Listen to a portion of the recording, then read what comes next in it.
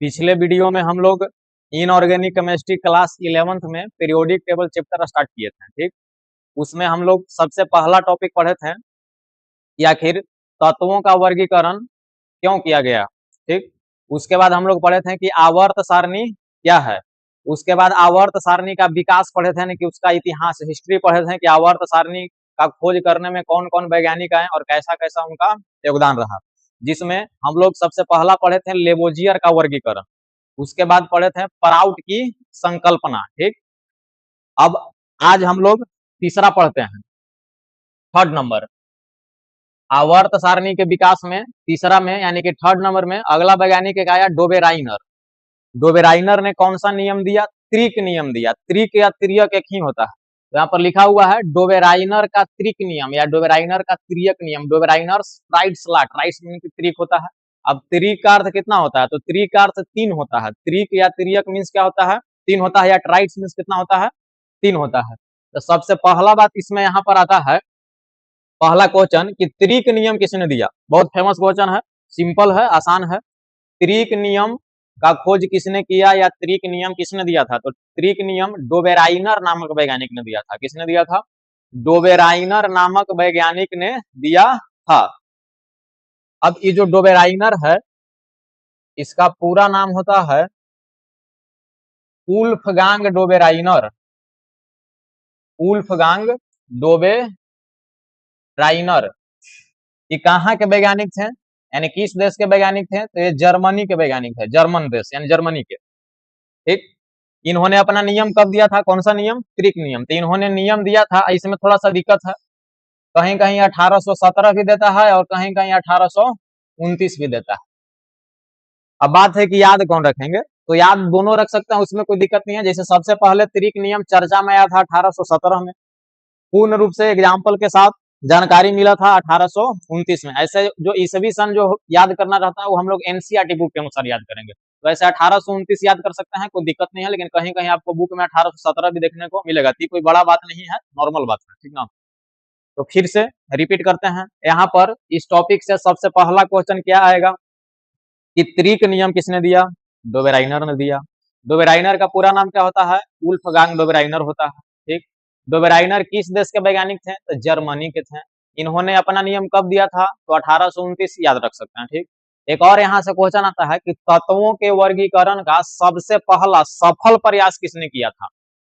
जैसे इससे पहले हम लोग बताएं, यानी कि पढ़े थे लेवोजियर का वर्गीकरण, उसके बाद पराउट वाला भी पढ़े थे। ठीक ना, तो वो भी उन लोग का भी आवर्त सारणी के वर्गीकरण में यानी विकास में बहुत ज्यादा तो भूमिका नहीं था, लेकिन कुछ तो भूमिका जरूर था। ठीक, तो सबसे पहले लेवोजियर, फिर पराउट, आज हम लोग पढ़ रहे हैं डोबेराइनर। लेकिन पिछले क्लास में भी हम बताए थे, पिछले वीडियो में भी बताए थे कि अगर क्वेश्चन आए कि धातु और अधातु के आधार पर तत्वों का वर्गीकरण सबसे पहले किस वैज्ञानिक ने किया, तब आंसर देना है लेवोजियर। लेकिन अगर धातु और धातु न लगा हुआ रहे, सिर्फ ऐसे पूछे कि तत्वों का वर्गीकरण सबसे पहले किसने किया, या इसी को और बढ़िया से बोल सकते हैं कि तत्वों के वर्गीकरण का सबसे पहला प्रयास किसने किया, तो आंसर क्या देंगे? डोबेराइनर देंगे। ठीक, तो अब बात है कि डोबेराइनर ने त्रिक नियम दिया। तो डोबेराइनर ने जब त्रिक नियम दिया तो इसमें कुछ बोले होंगे। ठीक, तब इसमें ही क्या बोले थे? तो त्रिक का अर्थ कितना होता है? त्रिक का अर्थ होता है तीन। तो डोबेराइनर ने क्या किया ना कि तीन तीन गो तत्व लिया। कै कै गो तत्व? तीन तीन गो तत्व लिया। त्रिक मैंने तीन, तीन तीन गो तत्व लेके उनके बढ़ते हुए परमाणु द्रव्यमान के क्रम में सजाया, बढ़ते हुए परमाणु द्रव्यमान के क्रम में सजाया। ठीक, उसके बाद वो बोले कि जो बीच वाला तत्व का द्रव्यमान होगा, बीच वाला, जैसे तीन गो है तो बीच में आएगा एक तत्व, जो बीच वाला तत्व का जो परमाणु द्रव्यमान होगा, शेष दोनों जो किनरलन बचल है उतने दोनों के औसत के परमाणु द्रव्यमान के बराबर हो गया। ये किनका नियम है? डोबेराइनर का त्रिक नियम है। अब इसको समझते हैं एग्जाम्पल से। जैसे देखते हैं, इनका कहनाम था कि तीन तीन गो तत्व लेंगे। ठीक, तो तीन गो तत्व मान लिए कि ले लेते हैं, एक ए, एक बी और एक सी। ठीक, तीनों का द्रव्यमान बढ़ता हुआ होना चाहिए। तो मान लीजिए कि तीन गो तत्व है एबीसी, तीनों का द्रव्यमान बढ़ते क्रम में है। ठीक, उसके बाद ये बोले कि बीच वाला जो तत्व का द्रव्यमान है, तो बीच में अभी क्या होगा जी? बी हो जाएगा। यानी कि हम लिख सकते हैं वेट ऑफ बी। समझ आना है, मतलब कि जो बीच में तत्व बी है उसका द्रव्यमान समझ आना है ना, वेट या भार जो भी समझिए। तो जो बी तत्व का द्रव्यमान है, जो बीचला तत्व का द्रव्यमान है, वो कितना के बराबर होगा या कैसे निकलेगा? ये जो शेष दूगो किनारे वाला बचल है ना, उसके द्रव्यमान के औसत के बराबर हो जाएगा। तो दोनों का औसत कैसे निकालेंगे? मैथ में पढ़े होंगे, दोनों को जोड़ के a प्लस सी और 2 से भाग दे देंगे, यानी कि a का द्रव्यमान और c का द्रव्यमान जो होगा उसमें 2 से हम भाग दे देंगे, तो किसका द्रव्यमान आ जाएगा जी? b का द्रव्यमान आ जाएगा। ठीक, लेकिन इसमें दिक्कत क्या है? इसमें दिक्कत हुआ ना कि बीच में वैसा तत्व रखना है जिसका द्रव्यमान शेष किनरलन दोनों के औसत के बराबर आ जाए। तब बात है कि अब कहाँ कहाँ उतना सारा तत्व खोजेंगे, यानी कि ऐसा तत्व के खोज के बीचवा में रखना है ना कि दोनों के औसत के बराबर आ जाए। यही तो डोबराइने का अतिरिक्त नियम है, जो आगे चल के बहुत दिक्कत हुआ। ठीक ना? जैसे अगर मान लो कि ए का द्रव्यमान हम लोग रखते हैं 4, मान लिए ए का द्रव्यमान 4, ठीक, और बी का ले लेते, बी नहीं सी का ले लेते हैं 8। ठीक, तो ए का द्रव्यमान हम लोग मान लिए 4 और सी का द्रव्यमान हम लोग मान लिए कितना? 8। तो बी का द्रव्यमान यानी कि बीच वाला का द्रव्यमान कितना होगा? तो दोनों का औसत के बराबर होगा, यानी कितना हो जाएगा जी? तो 4 प्लस 8/2 यानी कि 12/2 यानी कितना हो जाएगा? 6। यानी कि जानबूझ के हमको यहाँ 6 परमाणु द्रव्यमान वाला तत्व रखना पड़ेगा, तब तिरिक नियम काम करेगा, ना तो फिर दिक्कत हो जाएगा। समझ में आ रहा बात? तब ऐसा ऐसा तत्व कहाँ खोजे जाएंगे कि दोनों के औसत निकाल के बीचवा में फिर रखल जाएगा। लेकिन इनका कुछ 2-3 गो फेमस एग्जाम्पल है जो कुछ दिन तक चलल था, वही इनका एग्जाम्पल देखते हैं।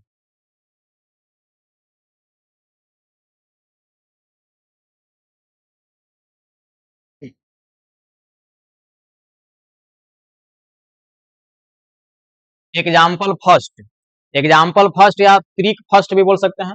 इन्होंने सबसे पहला त्रिक का खोज किया, उसमें 3 तत्व कौन कौन लिया? तो 3 तत्व लिया, लिथियम, सोडियम एवं पोटेशियम। ध्यान से देखेंगे, डोबेराइनर का पहला त्रिक क्या है? ठीक, यानी पहला एग्जाम्पल क्या है? इन्होंने 3 गो तत्व लिया। कौन कौन 3 गो तत्व लिया? Lithium, sodium, potassium. तीनों का द्रव्यमान बढ़ते क्रम है तो एकदम है। लिथियम का द्रव्यमान कितना होता है पता होना चाहिए? 7 होता है। सोडियम का द्रव्यमान कितना होता है? 23 होता है। पोटेशियम का द्रव्यमान कितना होता है? तो 39 होता है। तो देखते हैं बीच वाला जो तत्व है उसका द्रव्यमान शेष दोनों तत्वों के द्रव्यमान के औसत के बराबर क्या आता है कि नहीं आता है। ठीक ना? तो देखते हैं, तो इसमें बीच में कौन तत्व है? सोडियम है। तो हम ऐसा लिख सकते हैं शॉर्ट में, वेट ऑफ सोडियम। कोई दिक्कत नहीं है, सोडियम का द्रव्यमान। ठीक, तो कैसे निकालेंगे जी? लिथियम का द्रव्यमान और पोटेशियम का द्रव्यमान दोनों का जोड़ देंगे। तो लिथियम का द्रव्यमान अभी बताएं कितना होता है? 7 यानी कि 7 होता है। पोटेशियम 39 होता है। औसत निकालने के लिए 2 से भाग देंगे। आगे देखते हैं, 39 और 7 कितना होता है? 46। 46 में 2 से भाग दे देंगे तो कितना आ जाएगा जी? 23 आ जाएगा। और सही बात है, सोडियम का द्रव्यमान कितना होता है? 23 होता है।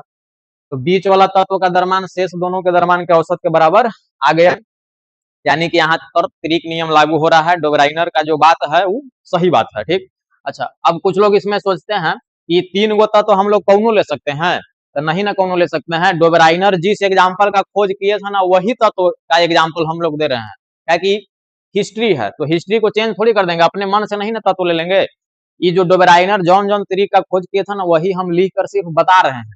क्या कि डोबराइनर के समय में लगभग 30-31 तत्वों का खोज हुआ था। तो 30-31 तत्वों में से ना एग्जाम्पल रहेगा कि 118 आज के समय के अनुसार एग्जाम्पल दे देंगे, संभव नहीं है। ठीक ना?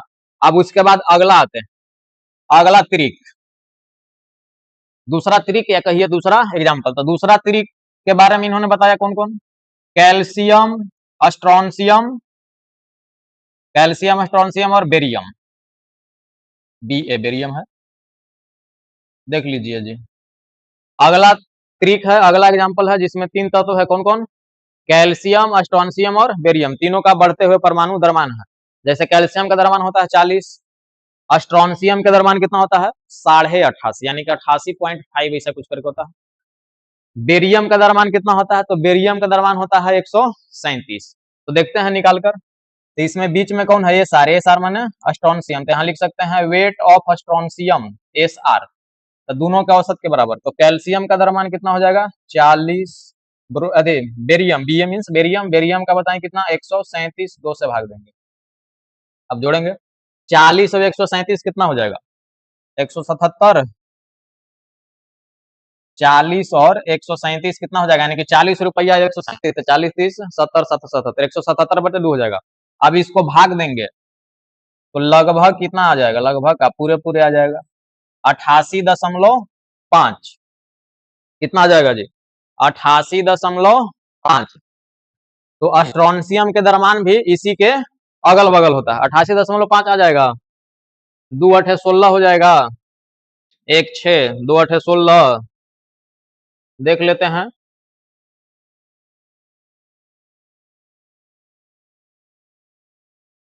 एक हो गया, 0 आ जाएगा, ठीक है। तो यहाँ से भी साबित हो रहा है कि बीच वाला तत्व का परमाणु द्रव्यमान शेष दोनों के औसत के बराबर आ रहा है। अब थर्ड में देखते हैं, अगला एग्जांपल देखते हैं।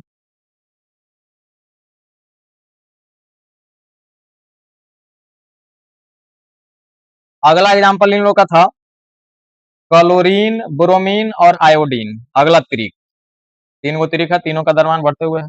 इसमें बीच में कौन है, तब ब्रोमीन है, तो हम लिख सकते हैं वेट ऑफ ब्रोमीन।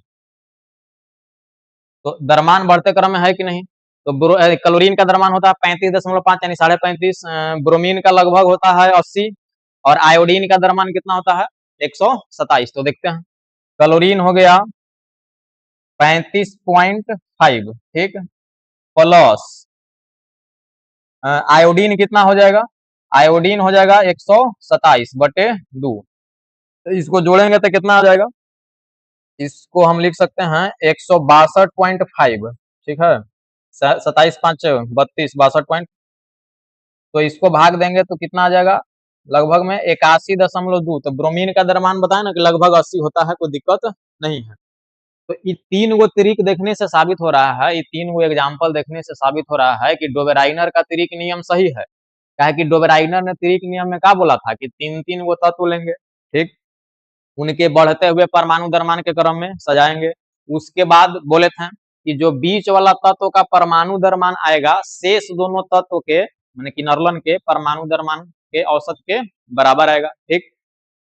जैसे मैं first example, second example, third example यानी कि फर्स्ट मैंने पहला त्रिक, दूसरा त्रिक और तीसरा त्रिक में लगभग यानी कि सेम आ जा रहा है बीच वाला तत्व का द्रव्यमान किनरला के औसत निकाल के, तो यहाँ तक तो ठीक ठाक था।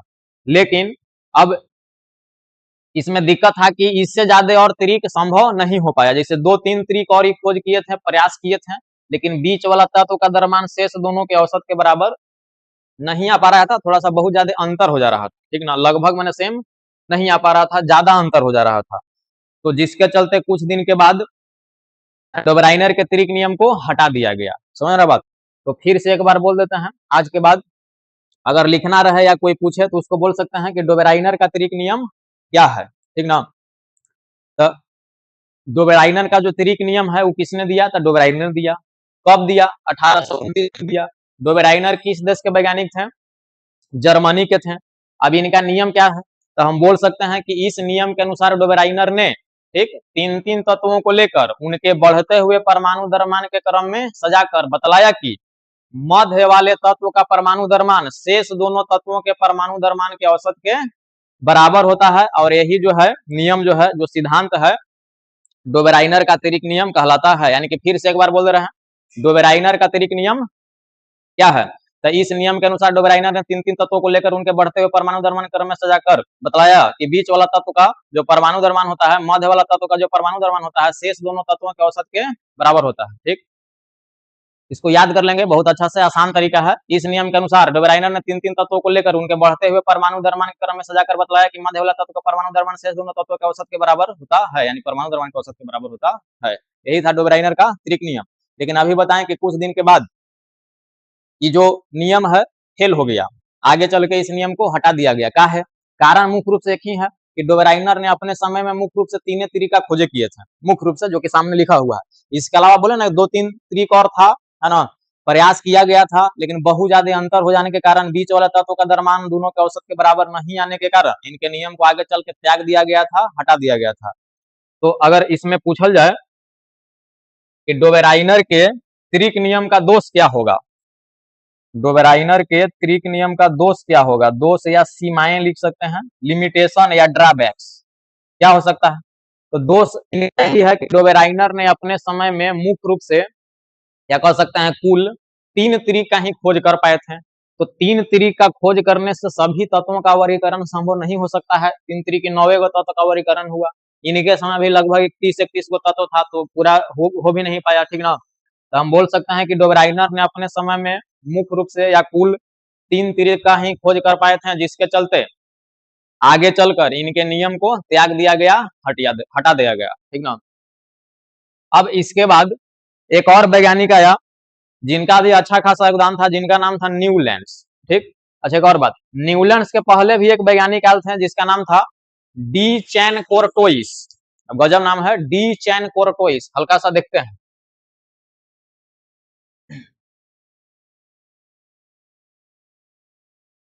डी चैन कोर्टोइस एक वैज्ञानिक थे। इन्होंने भी क्या किया था ना कि तत्वों को बढ़ते हुए परमाणु द्रव्यमान के क्रम में सजाया था, क्या कि उस समय परमाणु संख्या का खोज हुआ नहीं था। अगर पूछा जाए कि डोबेराइनर का भी त्रिक नियम किस पर आधारित है, तो बोल सकते हैं बढ़ते हुए परमाणु द्रव्यमान पर आधारित है। और डी चैन कोर्टोइस ने भी क्या किया था कि तत्वों को परमाणु द्रव्यमान के बढ़ते क्रम में सजाया था और वृत्ताकार सारणी बनाया था। वृत्त यानी कि गोलाकार सारणी बनाया था, ठीक ना। इसी में तत्व को एबीसीडी करके रख दिए थे, ऐसे करके ए बी सी डी हो जाएगा, ई एफ। मान लिया अगर पुनः दोबारा रिपीट होगा तो जी हो गया, एच हो गया, आई हो गया, जे हो गया, के हो गया, इस टाइप से शायद है। जैसे ए और जी का गुण सेम हो जाएगा, बी और एच का गुण सेम हो जाएगा, इस टाइप से। तो यहाँ से हल्का सा ही बात याद रखना है कि डी चैन कोर्टोइस का वर्गीकरण क्या है। तो डी चैन कोर्टोइस ने तत्वों को परमाणु भार के बढ़ते क्रम में एक वृत्ताकार सारणी दिया था, ठीक। इसके बाद हम लोग पढ़ते हैं न्यूलैंड्स का अष्टक नियम। न्यूलैंड्स ने कैसा नियम दिया था? अष्टक नियम दिया था। थर्ड के बाद 4 लिख सकते हैं या सिंपल ऐसे टॉपिक बना देते हैं। Newlands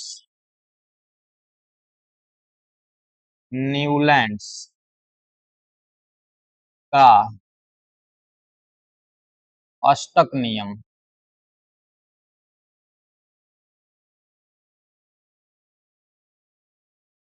Newlands Octave rule. चलिए अब इसको देखते हैं थोड़ा सा। तो फिर से पहला क्वेश्चन यहाँ से ही आता है कि अष्टक नियम किसने दिया? तो अष्टक नियम दिया न्यूलैंड्स ने। न्यूलैंड्स को हम जॉन न्यूलैंड्स बोल सकते हैं। क्या बोलेंगे? जॉन न्यूलैंड्स, ठीक। ये किस देश के वैज्ञानिक थे? तो ये इंग्लैंड देश के वैज्ञानिक थे, यानी कि अंग्रेज वैज्ञानिक थे, ठीक। इन्होंने अपना नियम कब दिया? तो हम यहाँ लिख सकते हैं 1865 में दिया। कब दिया? 1865 में दिया। इसमें भी बड़ा दिक्कत है, कहीं न्यूलैंड्स का अष्टक नियम बुक में 1863 देता है, कहीं 1865 देता है, ठीक। कहीं 1865 66 भी देता है, ऐसा ऐसा देता है, ठीक। तो अभी बताएं कि ईसवी सन एनसीईआरटी के अनुसार याद करेंगे, है ना, कोई इसमें ज्यादा झंझट में नहीं रहना है। तो ऐसे हम लोग याद कर सकते हैं 1865 ईस्वी। तो क्वेश्चन बनेगा, पहला क्वेश्चन कि अष्टक नियम किसने दिया? तो अष्टक नियम दिया किसने? न्यूलैंड्स ने दिया। न्यूलैंड्स का पूरा नाम क्या होगा? तो जॉन न्यूलैंड्स। जॉन न्यूलैंड्स कहाँ के वैज्ञानिक थे? तो इंग्लैंड के थे। इन्होंने अष्टक नियम यानी कि अपना नियम कब दिया था? तो 1865 में दिया था। तो बात है कि न्यूलैंड्स ने भी अपना जो सिद्धांत है, जो नियम है, अष्टक नियम है, इसमें कुछ बात बोले थे, तो जरूर बोले होंगे। तो ई क्या बोले थे? ई क्या किए था ना कि अष्टक माने कितना होता है? 8 होता है। कैसे? इससे पहले डोबराइनर में त्रिक माने 3 हो रहा था, तो अष्टक मीन्स क्या होता है? 8 होता है। तो न्यूलैंड्स ने क्या किया कि 8 गो तत्व लिया। कै गो तत्व लिया? 8 गो तत्व लिया और उनके बढ़ते हुए परमाणु द्रव्यमान के क्रम में सजाया, ठीक। उसके बाद ये बताएं, बोले कि जो पहले तत्व का गुण होगा 9वें तत्व के गुण के समान होगा, जैसा कि संगीत का पहला स्वर 8वें स्वर के समान होता है। सॉरी, 9 में नहीं, 8 में हो जाएगा, फिर से बोल रहे हैं। न्यूलैंड्स का अष्टक नियम क्या है, ठीक। तो न्यूलैंड्स ने क्या किए कि 8 गो तत्व लिए, ठीक। 8 गो तत्व लिए, उनके बढ़ते हुए परमाणु द्रव्यमान के क्रम में सजाएं। उसके बाद ये बोले कि पहले तत्व का जो गुण होता है, पहले तत्व का जो गुण होता है कैमा तत्व के गुण के बराबर होता है, तो 8वें तत्व के गुण के बराबर होता है। कैमा तत्व के गुण के बराबर होता है 8वें तत्व के गुण के बराबर होता है। जैसा कि संगीत का पहला स्वर 8वें स्वर के समान होता है। जैसे संगीत यानी म्यूजिक, संगीत में कितने स्वर होते हैं? तो 7 स्वर होते हैं। कौन कौन? सा रे गा मा पा धा नी सा, अंत में लास्ट में सा आता है, तो पहले का 8वां के बराबर हो जाता है। ठीक उसी प्रकार पहला तत्व का गुण भी 8वां तत्व के गुण के बराबर हो जाता है। यहाँ से एक और क्वेश्चन आता है कि किस वैज्ञानिक ने म्यूजिक और केमिस्ट्री को आपस में जोड़ दिया था? किस वैज्ञानिक ने म्यूजिक और केमिस्ट्री को आपस में जोड़ दिया था? तो किसने जोड़ा था? न्यूलैंड्स ने जोड़ा था। तो अब न्यूलैंड्स का एग्जाम्पल थोड़ा देखते हैं, एग्जाम्पल से समझते हैं इनका नियम क्या था। संगीत में कितने स्वर होते हैं? 7 स्वर होते हैं। कौन कौन? सा रे गा मा पा धा नी, अब फिर आ जाता है सा। तो अगर इसको हम पहला मानते हैं तो पहला, दूसरा, तीसरा, चौथा, पांचवा, छठा, सातवां, आठवां, तो देखो तो पहला का गुण यानी कि पहला जो शब्द है 8वां शब्द के बराबर हो जाता है। ठीक, लेकिन संगीत में स्वर 8 नहीं होते हैं। संगीत में स्वर कितने होते हैं? 7 होते हैं। ठीक, सा रे गा मा पा धा नी, और फिर अंत में आ जाता है सा। तो सबसे पहला तत्व यहाँ पर हम लोग का कौन है? तो सबसे पहला तत्व है हाइड्रोजन। ठीक, परमाणु संख्या के आधार पर नहीं, न्यूलैंड्स का भी वर्गीकरण बढ़ते हुए परमाणु दरमाने के आधार पर है, क्योंकि इस समय भी परमाणु संख्या का खोज नहीं हुआ था। ये हाइड्रोजन लिख रहे हैं तो ऐसा नहीं समझना है कि हाइड्रोजन का परमाणु संख्या 1 है इसीलिए लिख रहे नहीं। उस समय परमाणु द्रव्यमान के आधार पर बांटा गया था, तो जिसका परमाणु द्रव्यमान कम रहेगा उसको पहले रखा जाएगा और जिसका ज्यादा रहेगा उसको बाद में रखेगा। तो सबसे कम परमाणु द्रव्यमान तत्व में किसका होता है? हाइड्रोजन का होता है, इसीलिए सबसे पहले हाइड्रोजन को लिखे। हाइड्रोजन के बाद आता है हीलियम अभी के अनुसार, लेकिन न्यूलैंड्स जब अष्टक नियम दे रहे थे तो उस समय अक्रिय गैस का खोज नहीं हुआ था। अक्रिय माने जो किसी से क्रिया न करे, मुख्य रूप से 6 होता है, helium, neon, argon, krypton, xenon, radon, इस प्रकार का होता है। एक न्यू अक्रिय गैस है ओगानेशन, जिसका संकेत ओजी होता है। ठीक, आगे मिलेगा, आगे ही चैप्टर में पढ़ना भी है। तो न्यूलैंड्स का अष्टक नियम के समय अक्रिय गैस का खोज नहीं हुआ था, तो अक्रिय गैस का खोज नहीं हुआ था तो हाइड्रोजन के बाद यहाँ पर हीलियम नहीं लिखाएगा, हाइड्रोजन के बाद हीलियम नहीं लिखाएगा। हीलियम के आगे वाला कौन कौन? तो lithium, beryllium, boron, carbon, nitrogen, oxygen. ठीक, उसके बाद क्या लिख सकते हैं? फ्लोरीन, फ्लोरीन के बाद नियोन। ठीक, तो नियोन भी अक्रिय गैस है तो नियोन भी नहीं लिखाएगा। नियोन के बाद वाला सोडियम, मैग्नीशियम, एल्युमिनियम, बढ़ते हुए परमाणु द्रव्यमान है। एल्युमिनियम 13 होता है अभी के अनुसार, माने परमाणु संख्या के अनुसार। एल्युमिनियम के बाद लिखेंगे सिलिकॉन, सिलिकॉन के बाद लिखेंगे फास्फोरस, फास्फोरस के बाद लिखेंगे क्लोरीन। अब थोड़ा सा और देखते हैं क्लोरीन के बाद क्या लिखाएगा। तो क्लोरीन के बाद कौन हो जाएगा? सही है, देख लेते हैं। Sodium, magnesium, aluminium, silicon, phosphorus, chlorine यहाँ पर नहीं आएगा जी, क्लोरीन नहीं आएगा। यहाँ पर क्या आएगा? एस, यानी कि सल्फर आ जाएगा। ठीक, सल्फर के बाद क्लोरीन यहाँ पर आएगा। क्लोरीन के बाद आर्गन आता है, तो आर्गन एक अक्रिय गैस है तो यहाँ पर भी अक्रिय गैस नहीं रहेगा। तो आर्गन के बाद फिर यहाँ पर पोटेशियम लिख सकते हैं, पोटेशियम के बाद कैल्शियम और आगे ईटीसी कर सकते हैं। यही इनका एग्जाम्पल था। अब इसमें खास बात क्या है? इसमें खास बात है कि अगर मान लिए कि पहला तत्व को, अगर हाइड्रोजन को मानते हैं कि पहला तत्व है, तो 8वां तत्व कौन होगा? गिन सकते हैं आगे में बढ़ के, 2 3 4 5 6 7 8। तो पहला तत्व अगर हाइड्रोजन है तो इस सारणी के अनुसार 8वां तत्व कौन हो जाएगा? फ्लोरीन हो जाएगा। तो इनके अनुसार पहला तत्व का गुण 8वें तत्व के गुण के समान होगा। सही बात है, होता भी है। हाइड्रोजन अधातु है, फ्लोरीन अधातु है। हाइड्रोजन पर -1 होता है, फिर +1 भी होता है। हाइड्रोजन पर -1 होता है तो फ्लोरीन पर भी -1 होता है। ठीक ना, यानी कि अधिकतर गुण मैच करेगा न्यूलैंड्स के अष्टक नियम के अनुसार। ठीक, अगर मान लिए कि पहला तत्व लिथियम को मान लेते हैं पहला तत्व, तो 8वां कौन हो जाएगा जी? तो 8वां तत्व हो जाएगा सोडियम। देख लो, पहला, दूसरा, तीसरा, चौथा, पांचवा, छठा, सातवां, आठवां, तो एखनी दोनों के गुण मैच करेगा। लिथियम धातु, सोडियम धातु, लिथियम पर +1 चार्ज होता है, सोडियम पर +1 चार्ज होता है। लिथियम क्रियाशील धातु है, सोडियम भी क्रियाशील धातु है। लिथियम सोडियम को मिट्टी के तेल में भी रख सकते हैं, काहे कि ज्यादा क्रियाशील होता है। तो बहुत सारा गुण मैच कर सकता है। तो यहाँ से देखने से तो पता चल ही रहा है कि न्यूलैंड्स का अष्टक नियम सही है। ठीक, तो न्यूलैंड्स का अष्टक नियम क्या है? तो इस नियम के अनुसार न्यूलैंड्स ने 8 तत्वों को लेकर उनके बढ़ते हुए परमाणु द्रव्यमान के क्रम में सजाकर बतलाया कि पहले तत्व का गुण 8वें तत्व के गुण के बराबर होता है, जैसा कि संगीत का पहला स्वर 8वें स्वर के समान होता है। फिर से न्यूलैंड्स का अष्टक नियम क्या है? तो इस नियम के अनुसार न्यूलैंड्स ने 8 तत्वों को लेकर उनके बढ़ते हुए परमाणु द्रव्यमान क्रम में सजाकर बतलाया कि पहले तत्व का गुण 8वें तत्व के गुण के बराबर होता है, जैसा कि संगीत का पहला स्वर 8वें स्वर के समान होता है। कैसा लगा? यही इनका नियम है। लेकिन अब इनके नियम में भी बहुत सारा दिक्कत है, ठीक ना। ये तो बोल दिए कि ठीक है, जैसे संगीत का पहला स्वर 8वां के बराबर हो जाता है, तो इसी पहले का तत्व के गुण 8वां तत्व के गुण के बराबर हो जाएगा। लेकिन दिक्कत क्या हुआ? दोष या सीमाएं, ड्रॉबैक या लिमिटेशन का आया। 2-3 वो इनमें प्रमुख है। पहला इनका दोष है, लिमिटेशन है, सीमा है ना, कि न्यूलैंड्स का जो अष्टक नियम होता है, न्यूलैंड्स का जो अष्टक नियम होता है वो केवल हल्के तत्व तक लागू होता है। कहां तक लागू होता है जी? हल्के तत्व तक। हल्के तत्व माने कहां तक? तो मुख्य रूप से कैल्शियम तक। इसलिए एग्जाम्पल में कैल्शियम तक लिख के यूटीसी लिख दिए, भारी के लिए नहीं। यानी कहे के मतलब कि जैसे ही श्रेणी में सीरीज में कैल्शियम के बाद भी तो तत्व है, कैल्शियम के बाद भी तत्व है, आगे बताएंगे। इसे न्यूलैंड्स के अष्टक नियम के समय कुल 56 तत्व का खोज हुआ था। न्यूलैंड्स के अष्टक नियम के समय कुल कितने तत्व का खोज हुआ था? 56 तत्व का खोज हुआ था। तो आगे बतावल जाएगा। तो और भी तो आगे तत्व है, ठीक है। तो जब आगे जैसे ही तत्व अगर लिखेंगे, जब आगे ऐसे जैसे मन के आगे तत्व आया तो उनका द्रव्यमान ज्यादा हो गया। अब द्रव्यमान ज्यादा है तो भारी होने लगे, तो जैसे ही भारी होने लगे, द्रव्यमान बढ़ने लगा, तो पहला तत्व के गुण 8वां के बराबर होबे नहीं किया। पहला तत्व के गुण 8वां के बराबर होबे नहीं किया, तो वही दोष हो गया। यानी पहला में हम बोल सकते हैं कि न्यूलैंड्स का अष्टक नियम केवल हल्के तत्व यानी कि कैल्शियम तक लागू होता है, भारी वाले तत्व के लिए नहीं, ठीक।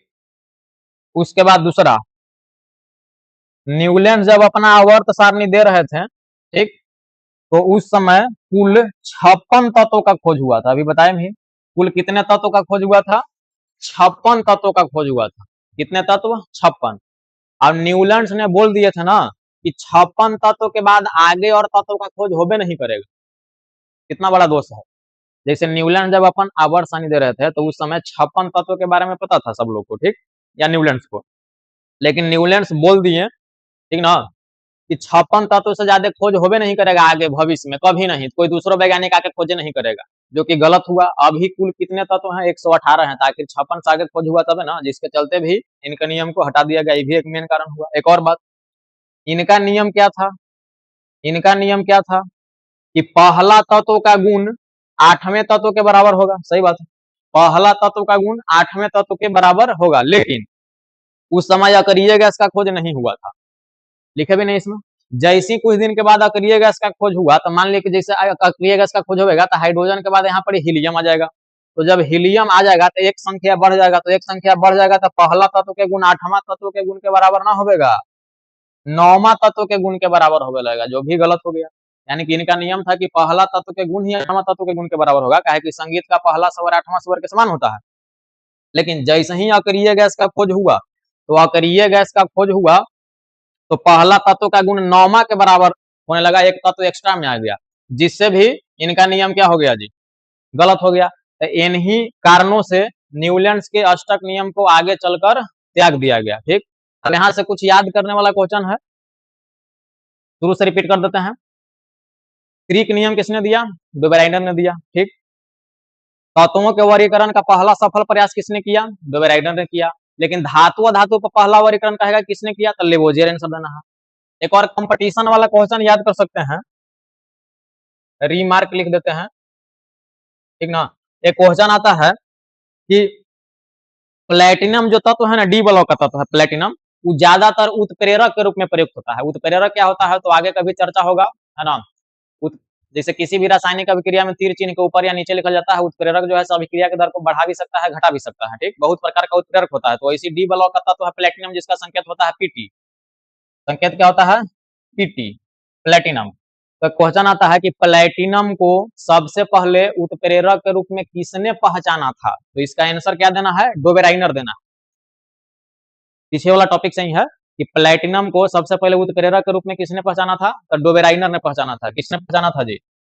डोबेराइनर। कंपटीशन वाला क्वेश्चन है, इसको याद कर सकते हैं, जनरल क्वेश्चन है, डोबेराइनर ने किया था। ठीक, उसके बाद अष्टक नियम किसने दिया? न्यूलैंड्स ने दिया। म्यूजिक और केमिस्ट्री को आपस में किसने जोड़ दिया? तो न्यूलैंड्स ने जोड़ दिया। ठीक ना? हाँ, अब इसमें दो तीन बात और याद कर सकते हैं।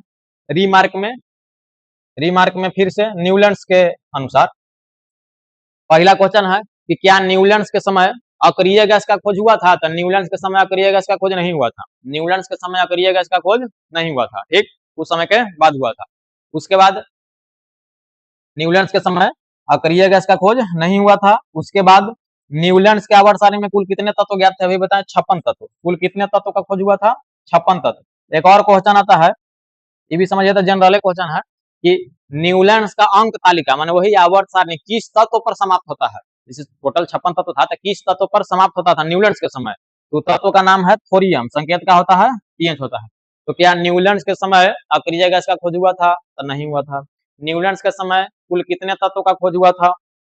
तो 56 तत्वों का खोज हुआ था। न्यूलैंड्स का अंक तालिका किस तत्व पर समाप्त होता है? तो थोरियम पर संकेत होता है, जिसका संकेत क्या होता है? TH होता है।